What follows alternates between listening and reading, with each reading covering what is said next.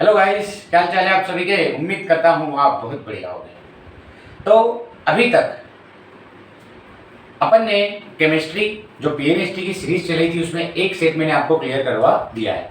जैसा कि मैंने आपको बोला था कि आपको पीएनएसटी के मैं कम से कम 15 सेट करवाऊंगा। तो आज उसी क्रम में आज आगे बढ़ेंगे और पीएनएसटी का सेकंड टेस्ट पेपर केमिस्ट्री का आपको पूरा हल करवाऊंगा। आपका मैं इस करियर कोचिंग संस्था के ऑफिशियल यूट्यूब चैनल पर आपका स्वागत करता हूं गाइस। और इस वीडियो को आप पूरा एकदम क्रम में देखिएगा, जिससे कि जितने भी क्वेश्चन हैं आपको एक अच्छी तरीके से क्लियर हो जाएगा। ऐसे ही कभी आप इन 30 क्वेश्चन की सीरीज में आप ढंग से देखोगे तो आराम से 30 में से आप 25 नंबर आराम से अचीव कर सकते हो गाइस। तो स्टार्ट करते हैं आपका पहला क्वेश्चन। तो आपका पहला क्वेश्चन है गाइस, यदि एक कण का वेग कितना है 10⁻³ मीटर प्रति सेकंड और उसका द्रव्यमान कितना है 3.31 गुणा 10⁻−29 ग्राम, तो उसके क्या ज्ञात करो तरंगदैर्घ्य। देखो गाइस, तरंगदैर्घ्य ज्ञात करना है तो तरंगदैर्घ्य का फार्मूला क्या होता है, लेम्डा बराबर h/p। डी ब्रागली का तरंगदैर्घ्य सिद्धांत। p का मतलब क्या होता है, संवेग। अपन को क्या दिया है, द्रव्यमान और वेग, तो p का फार्मूला संवेग बराबर द्रव्यमान इंटू वेग। अब कभी मान रखे अपन तो h का मान मेरे पास कितना है 6.63 गुणा 10⁻−34। ये जो मान है वो कौन सी पद्धति का है, एमकेएस पद्धति का। बटे द्रव्यमान कितना है 3.31 गुणा 10⁻−29 ग्राम में है। ग्राम जो होता है वो कौन सी पद्धति का मात्रक होता है, सीजीएस, सेंटीमीटर ग्राम सेकेंड। इस ग्राम को कभी किलोग्राम में चेंज करें तो किसका गुणा कर दोगे 10⁻³ का, और v का मान कितना है 10⁻³ एमकेएस पद्धति में। 10⁻³ से +3 कट गया, 3.31 का डबल कितना हो गया 6.63। कभी यहाँ पर देखिए तो 2 10⁻−29 ऊपर गया, 10/10 34 इंटू 10⁻−29 ऊपर जाएगा तो +29, जो बना वो क्या बना 2 इंटू 10⁻5 मीटर। ये आपका क्या हो गया गाइस, -34 में से 29 जाएगा तो क्या बचेगा 10⁻5 मीटर। क्लियर हो गया होगा। तो यही आपको किसका मान आ गया, तरंगदैर्घ्य का मान।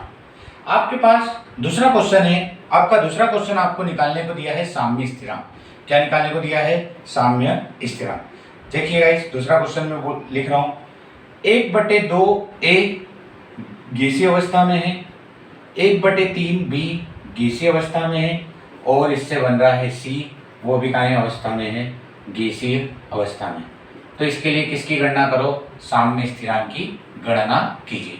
कभी बात करें केसी निकालना है, साम्य स्थिरांक मतलब कौन होता है, केसी। और केसी का मान निकालना है तो क्या होता है, उत्पाद की सांद्रता का गुणनफल बटे अभिकारक की सांद्रता का गुणनफल। उत्पाद में कौन है, सी, केवल सी है, और अभिकारक में कौन है, ए और बी। तो उत्पाद की सांद्रता का गुणनफल बटे अभिकारक की सांद्रता का गुणनफल। और यदि इनकी मात्राएं दी हुई है तो इनके कहाँ जाएगी, घातों में। तो सी की मात्रा कितनी है 2/3, तो यहाँ पर मैंने क्या रख दिया 2/3। यहाँ पर ए की सांद्रता कितनी है 1/2, या इसकी मात्रा 1/2 है, और बी की 1/3। तो यहाँ से मैंने किसका मान निकाल लिया, केसी का मान निकाल लिया। ओके गाइस, क्लियर हो गया होगा। तो बढ़ते हैं नेक्स्ट क्वेश्चन की तरफ। और नेक्स्ट क्वेश्चन आपका कौन सा क्वेश्चन, तीसरा क्वेश्चन। तीसरा क्वेश्चन देखते हैं गाइस। तीसरा क्वेश्चन आपका है, ऐसा कौन सा यौगिक है, ऐसा कौन सा यौगिक है जो ईथर की उपस्थिति में मैग्नीशियम से क्रिया करेगा और ग्रिग्नार्ड अभिकर्मक बनाएगा। देखो गाइस, ग्रिग्नार्ड अभिकर्मक होता क्या है, RMgX होता क्या है, RMgX। किसकी उपस्थिति में, ईथर की उपस्थिति में RMgX बनाएगा। मतलब मैग्नीशियम किससे क्रिया करके क्या बनाएगा, RMgX। तो इसका आंसर रहेगा, देखो Mg तो इधर आ गया, बचा कौन, R और X। मतलब Rx क्रिया करेगा मैग्नीशियम से और क्या बना देगा, RMgX। अब ये Rx क्या है गाइस, Rx मतलब alkyl halide, alkyl halide, alkyl halide. और आपके पास ऑप्शन क्या दिया हुआ है, C2H5Cl, इथाइल क्लोराइड। यहाँ पर 4 ऑप्शन में आपको दिया हुआ है RH में कौन, C2H5Cl, जो कि मैग्नीशियम से क्रिया करेगा और किसका निर्माण कर देगा, RMgX का। क्लियर हो गया होगा गाइस। सेम टू सेम एक इसमें आती है वुड्स अभिक्रिया। वुड्स अभिक्रिया क्या होती है गाइस, थोड़ा सा आपको बता देता हूँ। यदि एल्किल हैलाइड किससे क्रिया करता है, सोडियम से, मैंने एल्किल हैलाइड कितने ले लिए, 2, तो जो प्राप्त होता है वो क्या प्राप्त होता है, एल्केन। क्या प्राप्त होता है, एल्केन प्राप्त होता है, और इसे ही कौन सी अभिक्रिया बोलते हैं, वुड्स अभिक्रिया। तो क्लियर हो गया होगा गाइस। बढ़ते हैं अपन नेक्स्ट क्वेश्चन की तरफ। नेक्स्ट क्वेश्चन मतलब आपका कौन सा question, fourth question. Fourth question देखते हैं, और फोर्थ क्वेश्चन आपका है ग्लूकोज का। ग्लूकोज का 0.25 ग्राम विलियन, ग्लूकोज का विलियन दिया हुआ है। ग्लूकोज के विलियन की सांद्रता कितनी दी हुई है, 0.25 ग्राम लीटर इनवर्स। एक कार्बनिक यौगिक के, एक कोई कार्बनिक यौगिक है 2.5, तो उसकी सांद्रता कितनी दी हुई है, 2.5 लीटर इनवर्स। समपराशरी है, तो इस कार्बनिक यौगिक का क्या बताइए, अणुभार बताइए। क्वेश्चन ये है गाइस कि एक ग्लूकोज है, ग्लूकोज की सांद्रता कितनी दी हुई है, 0.25 ग्राम। इसके समान ही एक दूसरा कार्बनिक यौगिक है जिसकी सांद्रता कितनी दे दी, 2.5 ग्राम। ये एक दूसरे से क्या है, समपराशरी। तो आपको क्या बताना है, ये जो कार्बनिक यौगिक है इसका क्या बताना है, सांद्रता, और अणुभार बताना है। क्या बताना है, अणुभार बताना है। अब गाइस जो समपराशरी विलयन होते हैं उनकी सांद्रताओं का मान क्या होता है, बराबर, मतलब इसकी सांद्रता बटे इसकी सांद्रता। तो मैंने सांद्रता पहली को कभी बोल दूं C1 और दूसरी को बोल दूं C2। और सांद्रता का फार्मूला क्या होता है, सांद्रता निकालने का तरीका क्या होता है, भार बटे अणुभार, इधर भी भार बटे अणुभार। भार कितना दिया है अपन को, 0.25। अणुभार, ग्लूकोज का अणुभार कितना होता है, 180, बराबर दूसरे विलयन जो है उसका भार कितना दिया है, 2.25, और इसका अणुभार अपन को क्या करना है, निकालना है। यहां पर कभी गाइस देखिए तो m का मान चाहिए, तो m को सामने पूछा तो ये दोनों चीज नीचे और ये चीज ऊपर, तो m क्या होगा, 2.5, 180 ऊपर जाएगा और 0.25 कहाँ जाएगा, नीचे। यहाँ से 1 दशमलव हटा तो नीचे 0, और यहाँ से 1 दशमलव हटा तो ऊपर 2 0। 25 से 25 कट, 0 से 0 कट, 80, 180 गुणा 10 मतलब 1800। अणुभार कितना आ गया इसका, 1800। हो गया गाइस, क्लियर हो गया। तो बढ़ते हैं अपन नेक्स्ट क्वेश्चन की तरफ। टर्सरी ब्यूटाइल क्लोराइड मुख्य रूप से जल अपघटित होता है। टर्सरी ब्यूटाइल क्लोराइड, देखो टर्सरी ब्यूटाइल क्लोराइड क्या कहलाएगा, कभी बात करें tertiary butyl chloride, 3 degree carbon पर क्लोरीन का जुड़ा होना। अब 3 डिग्री कार्बन क्या होता है, एक कार्बन के 3 तरफ कार्बन, ये कौन सा कार्बन हुआ, टर्सरी, इससे कौन जोड़ दो, क्लोरीन, तो ये कहलाया आपका कौन सा butyl chloride, tertiary butyl chloride, tertiary butyl chloride. यहाँ पर इसकी संयोजकता पूरी करना है, CH3 लगाओ, CH3 लगाओ, CH3 लगाओ, तो ये आपका बन गया टर्सरी ब्यूटिल क्लोराइड। और इसको बनाना है तो या इसको अपघटित करना है तो कौन सी अभिक्रिया होती है, SN1। 2 प्रकार की अभिक्रिया होती है, SN1 और SN2।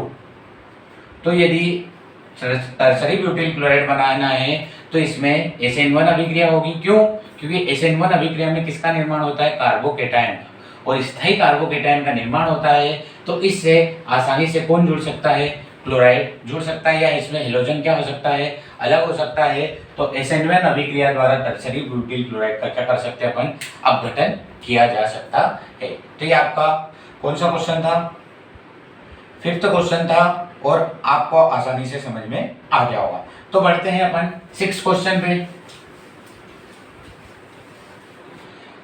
आपका 6ठा क्वेश्चन है, अर्जेंटाइड अयस्क को घोलने के लिए निम्न में से किसका प्रयोग किया जाता है। अर्जेंटाइड अयस्क, अर्जेंटाइट का सूत्र क्या होता है? Ag2S, silver sulphide.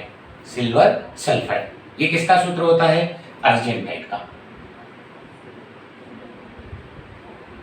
अब इसको घोलने के लिए किसका प्रयोग किया जाता है? तो अर्जेंटाइट को घोलने के लिए आपका जो प्रयोग किया जाता है वो किया जाता है सोडियम साइनाइड का, NaCN का। किसका किया जाता है? NaCN का। NaCN यहाँ से आपको 3 अभिक्रियाओं के द्वारा Ag2S को क्या कर देगा? पूरी तरीके से घोल देगा। तो अर्जेंटाइट आयस को घोलने के लिए जो यूज किया जाएगा वो सोडियम साइनाइड का किया जाएगा। आपका 7वां क्वेश्चन, यदि एक रेडियो एक्टिव पदार्थ का 5% 15 मिनट में वियोजित होता है, 5% कितने मिनट में वियोजित हो रहा है? 15 मिनट में। 15 मिनट में 5% नहीं है ये गाइस, 50%। 50% कितने मिनट में वियोजित हो रहा है? 15 मिनट में। तो आपको बताना है 99% कितने मिनट में वियोजित होगा। देखो ये जो क्वेश्चन है ये रासायनिक बलगतिकी का है और रासायनिक बलगतिकी प्रथम कोटि की अभिक्रिया के लिए समाकलित दर समीकरण का ये क्वेश्चन है। देखो कभी समय निकालना है तो यहाँ पर कभी फार्मूला बोलो तो क्या होता है? T बराबर 2.303 बटे में K log A upon A minus x. अब अपन को पता है इसका मतलब T का मतलब समय, इसका मतलब स्थिरांक, A का मतलब प्रारंभिक सांद्रता और अंतिम सांद्रता है बची हुई सांद्रता। कभी क्वेश्चन को सॉल्व करें तो यहाँ पर कभी देखिए तो मुझे किसका मान चाहिए? K का मान चाहिए, क्योंकि K का मान मेरे पास नहीं है। इस अभिक्रिया में देखिए तो देखो T बराबर 2.303 बटे K log A upon A minus x. यहाँ से कभी देखिए तो मुझे T का मान पता है, कितने मिनट है? 15 मिनट। A यदि प्रतिशत में बात करिए तो A कितने प्रतिशत होगा? 100%। अंतिम सांद्रता 50 गई तो 50 बच जाएगी, 100 में से 50 जाएगा तो कितने बच जाएगी? 50 बच जाएगी। K का मान यहाँ से निकाल सकते हैं क्योंकि K को मैंने कहाँ पहुँचा दिया? सामने। 2.303 बटे में K का मान मैंने निकालना है तो K को तो सामने पहुँचा दिया, T न कहाँ गया? नीचे। T की जगह कितना रख दिया? 15। लॉग A की जगह कितना रखा? 100 और A माइनस एक्स की जगह कितना रख दिया? 50। अंतिम सांद्रता कितनी होगी? 50 मिनट अपघटित हो गई तो 50 मिनट क्या 50 क्या हो रही है? बच गई है। 0 से 0 कट, 5 एकम 5, 5 दूनी 10। लॉग 2 का मान कितना होता है? 0.3010। इधर आपका 3.303 बटे 15। ये मान आपने किसका निकाल लिया गाइस? K का।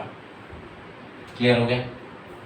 अब K का मान आपने निकाल लिया तो यहाँ से अपन K की जगह कितना रख सकते हैं? ये वाला मान रख सकते हैं।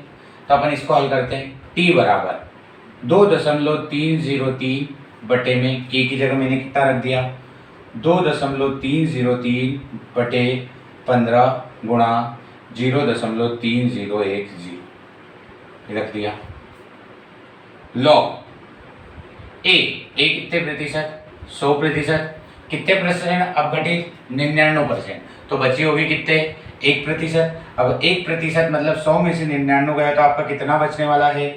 1 बचने वाला है। 100 में से 99 गया तो आपका कितना बचेगा? 1 बचेगा। यहाँ पर 100 रखोगे, 99 होगे तो कितना बचेगा? 1। इसको हल करते हैं। 2.303 ये 15 कहाँ जाएगा? सबसे ऊपर बटे में 2.303 गुणा में 0.3010 और log 100 मतलब 10 की घात 2। 2 कहाँ जाएगा? आगे। तो यहाँ पर log 100 का कभी मान बोलो तो कितना? 2। 2.30 से ये तो क्या हो गया? कट गया। बचा क्या आपका? 15/3010 और गुणा में कौन? 30। 2 15 दूनी क्या हो जाएगा? 30 बटे में 0.3010। दशमलव हटा तो ऊपर कितने जीरो लगा दिए? 1 2 3 4। कभी इसको मैं क्या मान के कर लूँ? 3000 मान के क्वेश्चन कर लूँ तो 3000 से 3000 कट मतलब 100 मिनट के समथिंग आपका क्या आ जाएगा? आंसर आ जाएगा। आप ऑप्शन देख सकते हो गाइस, आपके ऑप्शन में 99 मिनट है आंसर। कितने मिनट है आंसर? 99 मिनट। लगभग में आप देख सकते हो, क्योंकि इस क्वेश्चन में आपका ऑप्शन ही इस वेरिएशन में रहेगी कि आराम से आप आंसर लगा सकते हो। ओके गाइस, क्लियर हो गया? तो बढ़ते हैं अपन नेक्स्ट क्वेश्चन की तरफ, और नेक्स्ट क्वेश्चन है आपका 8वां क्वेश्चन। 8वां क्वेश्चन ये है आपका, एक अभिक्रिया है बेंज़ेल्डिहाइड C6H5CHO।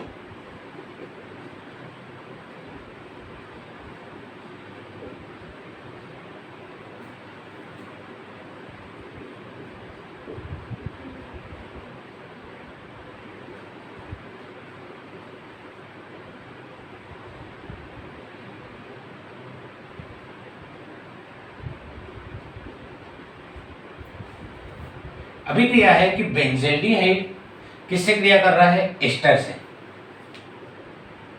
या इसको बोलेंगे क्या? ब्यूटेनॉइड से क्रिया कर रहा है। यहाँ पर ये जो अभिक्रिया होती है, देखो कभी गाइस देखिए तो इसमें क्या क्या बाहर हो रहा है। यहाँ से कभी देखिए तो H2 बाहर हो रहा है, और यहाँ से क्या बाहर हो रहा है? O बाहर हो रहा है। H2 और O क्या हो गया? बाहर। यहाँ से असंतृप्त क्या प्राप्त हो रहा है? एस्टर प्राप्त हो रहा है। असंतृप्त क्या प्राप्त हो रहा है? एस्टर प्राप्त हो रहा है। और कौन से? एरोमेटिक प्राप्त हो रहा है। C6H5 का मतलब क्या है? रिंग है।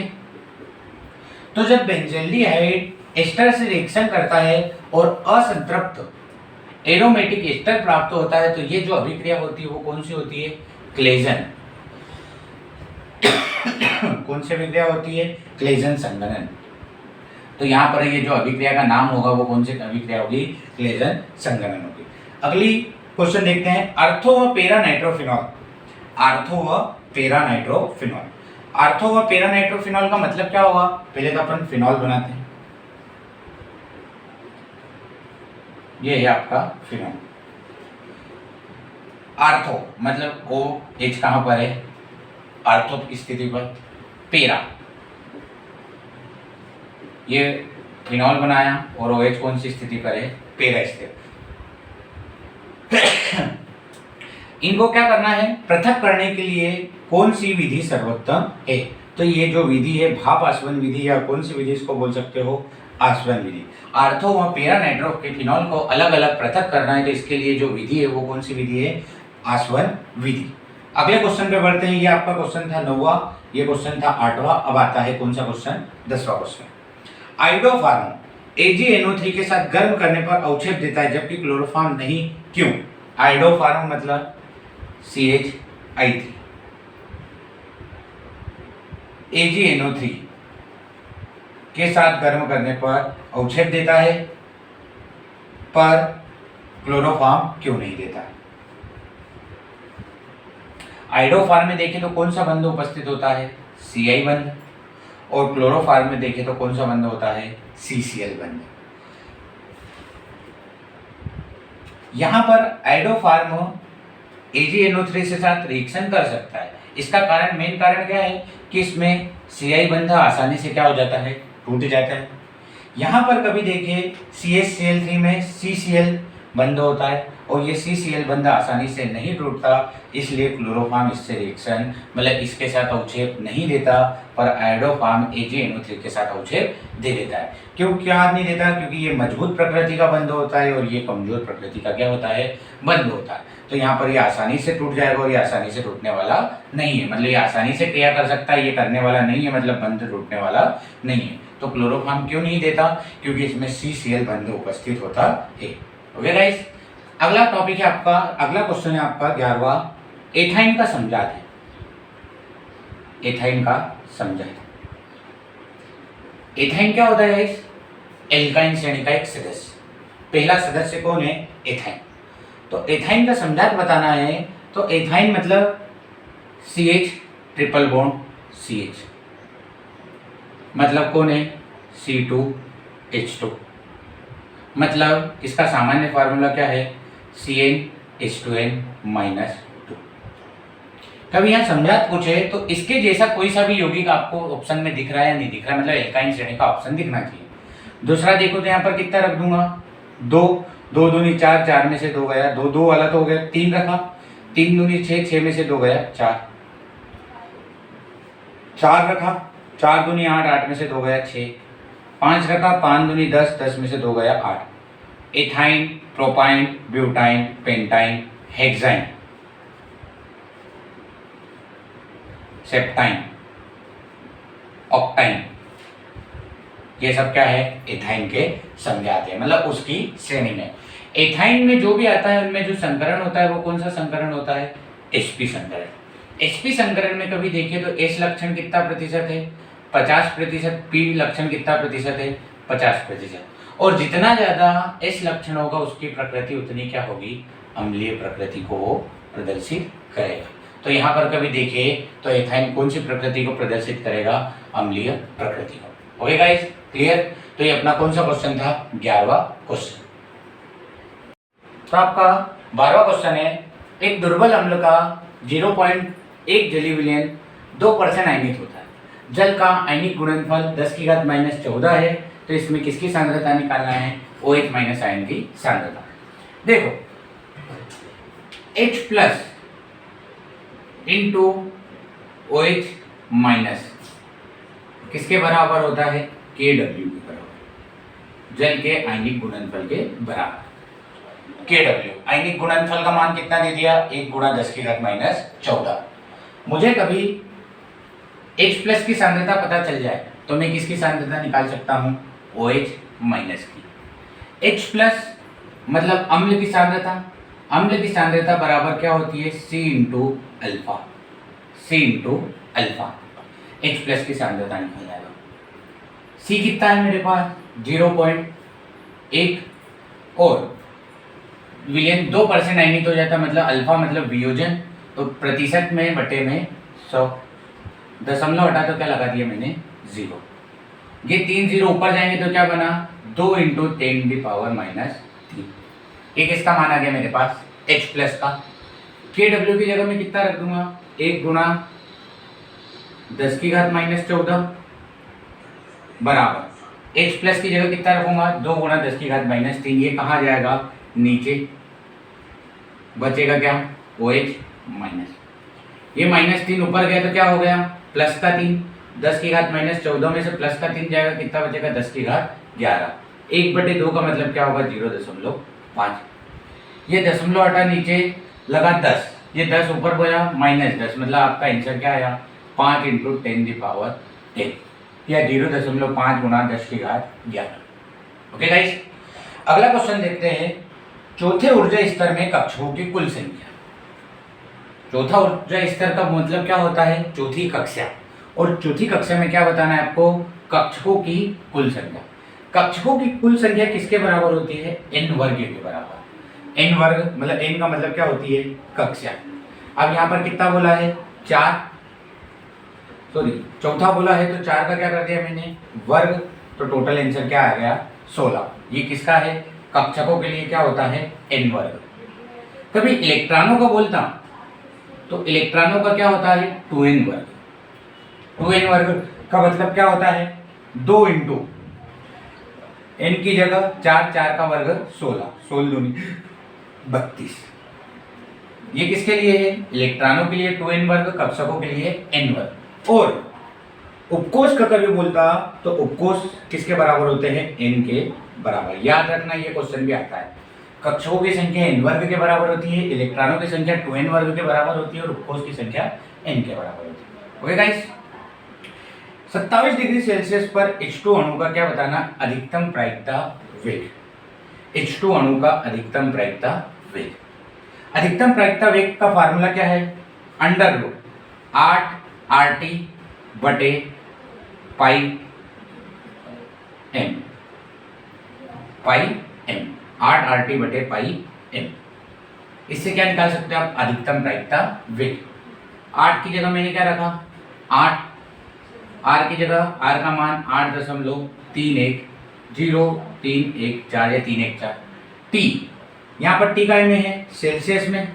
इसको केल्विन में रखना है तो किसको जोड़ दो? 273 को, तो ये कितना आ जाएगा? 300। तो यहाँ पर आपने कितना रख दिया? 300 बटे पाई की जगह कितना? 3.14 और m की जगह हाइड्रोजन अणु का द्रव्यमान कितना होगा? 2। इसको आप सॉल्व करोगे तो आपको किसका मान मिल जाएगा बेटा, अधिकतम प्रायिकता वेग का। दो दो के जोड़े बाहर निकाला है, अब आपके हिसाब से आप इसको सॉल्व कर सकते हैं। देखना इसको सॉल्व करके आपका आंसर आपको मिल जाएगा। दो एक दो, दो दूनी चार, मतलब दो चौक आठ, ये चार क्या बन के बाहर निकल जाएगा, दो। यहाँ पर कभी 300 को लिखे तो 300 को भी आराम से अपन बाहर निकाल सकते हैं, 3 गुणा 100 लिखकर 100 को क्या बाहर निकाल देना, 10 बनाकर बाहर निकाल देना, और जो बचेगा उसको कैंसिल आउट करके आपका आंसर आ जाएगा। सर्वाधिक विद्युत ऋणता होती है आवर्त सारणी में। यदि बोले सर्वाधिक विद्युत ऋणता, तो सर्वाधिक विद्युत ऋणता किसकी होती है, फ्लोरीन की। किसकी होती है, फ्लोरीन। और फ्लोरीन जो होता है वो कौन से परिवार का तत्व है, हेलोजन परिवार का तत्व। कौन से परिवार का तत्व है, हेलोजन परिवार का तत्व। तो सर्वाधिक विद्युत ऋणता पूरी आवर्त सारणी में किस तत्व की होती है, फ्लोरीन की होती है। कभी बोले आवर्त सारणी में तो वर्गों की संख्या कितनी होती है, 18, और आवर्तों की संख्या कितनी होती है, 7। 7 में भी सबसे बड़ा वर्ग बोले तो आवर्त बोले तो कौन सा, छठा और सातवां। आवर्त मतलब आड़ी लाइनें और वर्ग मतलब खड़ी लाइनें, और सबसे बड़ा वर्ग बोले तो तीसरा वर्ग। कौन सा वर्ग, तीसरा वर्ग। अगला क्वेश्चन, हाइड्रोजन स्पेक्ट्रम की बामर श्रेणी में चौथी रेखा को तरंगदैर्घ्य बताइए, लिम्डा बताइए, मतलब तरंगदैर्घ्य बताइए। देखो हाइड्रोजन स्पेक्ट्रम में कभी बोले तो पहली रेखा कौन सी होती है, लाइमन श्रेणी, फिर बामन आती है या बामन। यहाँ से n1 का मान कितना होता है, 1, और यहाँ से n2 का मान 2, मतलब यहाँ पर n कितना रहेगा, 2। तरंगदैर्घ्य का मान कैसे निकालते हैं, लेमड़ा बराबर RZ स्क्वायर 1/n1 का स्क्वायर माइनस 1/n2 का स्क्वायर। यहाँ से आप क्या निकालते हो, तरंगदैर्घ्य का मान। लाइमन, बामन, पास्टन, ब्रैकेट, फुंड और हेम्परी।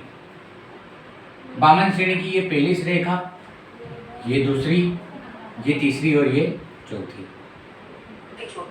n1 का मान तो कितना हो जाएगा, 2। ये रेखा कहाँ पर टच कर रही है, 3 पर, 4 पर, 5 पर, 6 पर। तो यहाँ पर n2 का मान कितना होगा, 6, और n1 का मान कितना हो जाएगा, 2।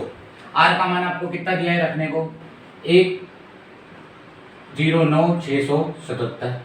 जेड मतलब परमाणु क्रमांक, और हाइड्रोजन का परमाणु क्रमांक कितना होता है, 1 का स्क्वायर 1/n1 मतलब छोटी ऊर्जा स्तर मतलब 2 का वर्ग कितना हो जाएगा, 4। n2 6 का वर्ग 36, क्योंकि चौथी रेखा कहाँ तक टच कर रही है, 6 तक। 36 इधर गया, 4 इधर गया, गुणा हुआ 36 - 4 मतलब 32, और बटे में गुणा कर दो तो क्या आया, 109,677 गुणा 32/4 गुणा 36। 4 एकम 4, 4 अट्ठू 32, 4 दूनी 8, 4 नवे की 36। पहले गुणा कर लेते हैं और फिर क्या कर देंगे, भाग। 2 सती 14, 2 सती 14 और 1 15, 2 6 12 और 1 13, 2 नवे की 18 और 1 19, 2 शून्य शून्य, 1 हंसेगा, 2 एकम 2, बटे में कितना है, 9। 9 दूनी 18, कितना बच रहा है, 3, 39 हो गया, 9 चौक 36, 3 बचा, 9 3 27, 6 बचा, 9 45, 9 6 54, 9 7 63, 2 बचा, 9 दूनी 18, 6 बचेगा। तो आपको सिर्फ ये आंसर देख लेना है, 24,372, यही आपका क्या हो जाएगा, आंसर हो जाएगा। गाइस क्लियर हो गया। अगले क्वेश्चन पे चलते हैं। मक्खन में परिक्षेपण प्रावस्था व परिक्षेपण माध्यम होगा। मक्खन एक प्रकार का कोलाइडी विलयन है, और इसमें परिक्षेपण माध्यम और परिक्षेपण अवस्था कौन कौन सी है। कोलाइडी विलयन में 2 अवस्थाएं होती है, परिक्षेपण माध्यम और परिक्षिप्त प्रावस्था। कभी देखें तो कुल 8 प्रकार के कोलाइडी तंत्र संभव हैं। कितने प्रकार के कोलाइडी तंत्र संभव हैं, 8। परिक्षेपण, प्रावस्था और परिक्षेपण माध्यम के आधार पर कितने प्रकार के कोलाइडी तंत्र संभव है, 8। यदि परिक्षेपण माध्यम क्या है, ठोस ठोस ठोस, ठोस के साथ किसको बोल दो, ठोस को। ठोस के साथ किसको बोल दो, द्रव को। ठोस के साथ किसको बोल दो, गैस को। ठोस का जो कोलाइडी तंत्र कहलाता है वो कहलाता है ठोस सॉल्ट। ठोस सॉल्ट। द्रव के साथ ठोस ये होता है जेल, और गैस के साथ ठोस ये होता है ठोस फॉर्म, ठोस। अब कभी यहां पर देखिए तो इसका जो जेल में आता है वो आता है मक्खन और आता है पनीर, मक्खन और कौन आता है पनीर। तो आप कभी देखिए तो परिक्षेपण अवस्था मक्खन में कौन सी हो गई द्रव, और परिक्षेपण माध्यम कौन सा हो गया ठोस। इसमें कभी देखिए तो एक गैस वाला देख लेते हैं। परिक्षेपण माध्यम किसको ले लिया, गैस को और गैस को। गैस के साथ मैंने किसको ले लिया, ठोस को। गैस के साथ मैंने किसको ले लिया, द्रव। द्रव के साथ गैस है तो इसे बोलेंगे द्रव एरोसोल, द्रव एरोसोल। और ठोस के साथ गैस है तो इसको बोलेंगे एरोसोल। इसमें धुआं आ जाएगा और इसमें अपना कोहरा और बरसात जैसी चीजें आ जाएगी। तो इस प्रकार से अपन कोलाइडरी तंत्र को क्या कर सकते हैं, पढ़ सकते हो। यहां से यही एग्जाम्पल आपका बन सकता है कि यार एग्जाम्पल आपको याद रखना है और कोलाइडरी तंत्र का नाम याद रखना है। परिक्षेपण प्रावस्था मतलब जो कम मात्रा में होगी, और परिक्षेपण माध्यम जो ज्यादा होगा। ओके गाइस, तो बढ़ते हैं अपन नेक्स्ट क्वेश्चन। तो आपका अगला क्वेश्चन है गाइस, एक तत्व M का परमाणु क्रमांक 26 है, इसकी M3 अवस्था में M कोश में कितने इलेक्ट्रॉन उपस्थित होंगे। देखो परमाणु क्रमांक कितना दिया हुआ है 26। परमाणु क्रमांक किसके बराबर होता है, इलेक्ट्रॉन के बराबर। मतलब इसके पास कितने इलेक्ट्रॉन है 26। अब कौन सी अवस्था बोल रहा है, M3 प्लस अवस्था। मतलब ये अब 3 इलेक्ट्रॉन अपने क्या कर देगा, त्याग देगा। तो अब इसके पास इलेक्ट्रॉन कितने बचेंगे 23, और 23 बचेंगे तो M कोश में अब कितने इलेक्ट्रॉन उपस्थित होंगे, इसके 23 इलेक्ट्रॉन उपस्थित होंगे। आखिरी कोश में देखिए तो आखिरी कोश में कभी देखें तो 1s2, 2s2, 2p6, 3s2, 3p6, 4s2, 3d3। आखिरी कोश 4s2 है और 2 इलेक्ट्रॉन इसमें उपस्थित होंगे। ओके गाइस, अगला क्वेश्चन है एमिनो का एसिटिलीकरण के दौरान एसिटिल समूह द्वारा प्रतिस्थापित होता है। क्वेश्चन ये है एमिनो मतलब RnH2 का क्या कर दिया, एसिटिलीकरण। तो CH3CO क्या Cl बना। एमीन का क्या जाता है हाइड्रोजन, और इधर से कौन जाता है Cl, तो बनेगा क्या RNH, बचा क्या CO CH3, CO CH3। वापस इसका क्या कर दिया मैंने, एसिटिलीकरण, मतलब CH3 CO Cl।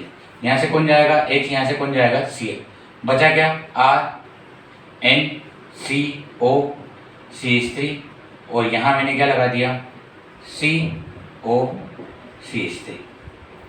तो यहाँ पर आपने देखा एमिनो का एसिटिलीकरण किया तो एसिटिल समूह द्वारा किसको प्रतिस्थापित किया, हाइड्रोजन को। एक बार हाइड्रोजन प्रतिस्थापित हुआ, वापस हाइड्रोजन क्या हुआ प्रतिस्थापित। अब एसिटिलीकरण संभव नहीं है, तो एमिनो का यदि एसिटिलीकरण करेंगे तो एसिटिल समूह द्वारा एमीन का कौन प्रतिस्थापित होगा, हाइड्रोजन समूह। एल्कोहलिक पदार्थों में प्रयुक्त होने वाला यौगिक एल्कोहल। एल्कोहल में अपन आज तक जो प्रयुक्त होता है वो होता है बेटा, कौन होता है, एथिल एल्कोहल। एल्कोहलिक पेय पदार्थ मतलब जो शराब दारू होती है इनको पीने के लिए जो पदार्थ होता है वो कौन होता है, एथिल एल्कोहल। और इसका सूत्र क्या होता है C2H5OH, और इसको IUPAC में बोलते हैं एथेनॉल। क्या बोलते हैं, एथेनॉल। इसका ही एक भाई होता है CH3OH, ये होता है मेथेनॉल, मेथेनॉल। इसे बोलते हैं वुड स्प्लिट। इसका उपयोग पीने में नहीं करते हैं, ये होता है वुड स्प्लिट, और ये होता है अल्कोहल का स्प्लिट। ओके गाइस, अगला क्वेश्चन 21, F2O में ऑक्सीजन के ऑक्सीकरण संख्या किसके निकालना है, ऑक्सीजन। तो जिसके ऑक्सीकरण संख्या निकालना है उसको क्या मानते हैं, X। फ्लोरीन कौन है, हेलोजन। हेलोजन पर कितना माइनस होता है, 1 माइनस। 2 है तो कितना माइनस, माइनस का 2। सभी को प्लस करके बराबर में 0। माइनस का 2 उधर गया तो प्लस का 2। तो ऑक्सीजन की ऑक्सीकरण संख्या कितनी आ गई, प्लस की 2। अगला क्वेश्चन आपको क्या बताना है, IUPAC नाम। सबसे पहले IUPAC नाम करना है तो कितने कार्बन की लंबी श्रृंखला मिल रही है अपन को, लंबी से लंबी कार्बन की श्रृंखला कितने कार्बन की मिल रही है, 5 कार्बन को क्या बोलेंगे, पेंट। और नंबरिंग करना है तो नंबरिंग डबल बॉन्ड, देखो शाखा और डबल बॉन्ड में शाखा सबसे पास आना है और डबल बॉन्ड सबसे पास आना चाहिए, तो नंबरिंग इधर से करेंगे 1 2 3 4 और 5। एक पर कौन आया? इन, तो पेंट 1 इन, पेंट 1 इन। 2 पर भी एक शाखा और 3 पर भी एक शाखा। 2 पर जो शाखा है वो कितने कार्बन की है? 2 कार्बन की। और 3 पर जो शाखा है वो 2 कार्बन की और 2 पर है जो शाखा है 1 कार्बन की। इसे बोलते हैं 2 कार्बन को एथिल और 1 कार्बन को बोलते हैं मेथिल। एथिल और मेथिल में कौन आगे रहेगा? एथिल, क्योंकि ई से स्टार्ट हो रहा है, तो 3 एथिल 2 मेथिल पेंट 1 इन। इसका क्या हो जाएगा? यूपीएससी नाम। अगला क्वेश्चन देखते हैं, निम्न में से यौगिक वह यौगिक जो जल में क्या है? विलय है, परंतु विलयन में कोई अक्षीय अम्ल नहीं बनाता, वह कौन सा होगा? तो वह है बेटा आपका OF2, ऑक्सीजन और फ्लोरीन। ऑक्सीजन और फ्लोरीन, यहाँ पर ऑक्सीजन और फ्लोरीन की विद्युत ऋणता लगभग बराबर आ जाती है, इसलिए ये जल में तो विलय होंगे परंतु यह अक्षीय अम्ल नहीं बनाएगा।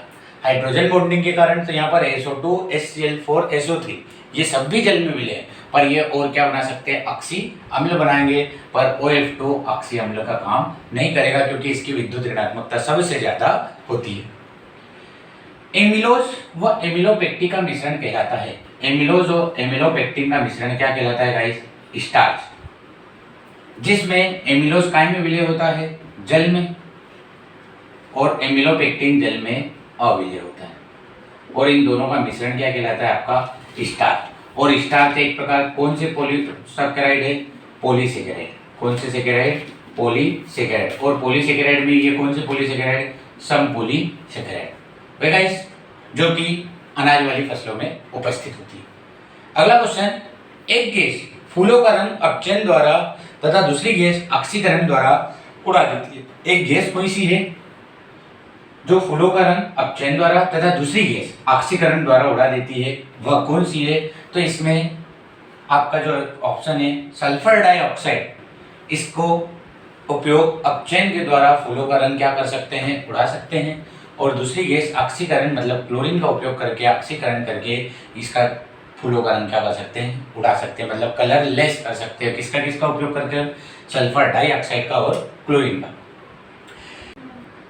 आपका 26वां क्वेश्चन है, NCl3 जल अपघटन पर अमोनिया और HCl देगा। बिल्कुल सही बात है, NCl3 का क्या कर दो? जल अपघटन, मतलब H2O की क्या करवा दो? रिएक्शन, तो आपका क्या बन जाएगा? NH3 और हाइपोक्लोरस बन जाएगा, HOCl बन जाएगा। NH3 PH3 की अपेक्षा कम स्थायी है। देखो ये क्या है? हाइड्राइड है। नाइट्रोजन के हाइड्राइड बोलूं तो, या नाइट्रोजन परिवार का हाइड्राइड बोलूं तो नाना पाटेकर, ऐश्वर्या सब बीमार। नीचे जाते हैं तो बंध लंबाई का मान क्या होता है? बढ़ता है। बंध लंबाई का मान क्या होता है? बढ़ता है। बंध लंबाई का मान बढ़ने के साथ साथ स्थायित्व का मान क्या होता है? घटता है। मतलब सबसे ज्यादा स्थायी कौन होने वाला है? NH3, उससे कम PH3, उससे कम SH3, उससे कम SbH3। अब यहाँ पर बोला क्या है? NH3 PH3 की अपेक्षा कम स्थायी है। ज्यादा स्थायी कौन है? NH3 है। यहाँ पर क्या बोला है? NH3 PH3 की अपेक्षा कम स्थायी है, तो आपका ये क्वेश्चन क्या होगा? असत्य होगा। ओके गाइस, क्लियर हो गया? ठीक गाइस, यहाँ तक के क्वेश्चन सॉल्व करिएगा, नोट्स प्रॉपर बनाइएगा, और इसके बाद का जो थर्ड लेक्चर रहेगा उसमें आपको 30 क्वेश्चन की क्या मिल जाएगी? सीरीज मिल जाएगी। ओके, मिलते हैं नेक्स्ट लेक्चर में। जो भी बच्चा मेरे YouTube चैनल को देख रहा है, प्लीज़ गाइस ज़्यादा से ज़्यादा शेयर करने की कोशिश करिएगा और प्लीज़ सब्सक्राइब एंड लाइक करिएगा। Okay, thank you.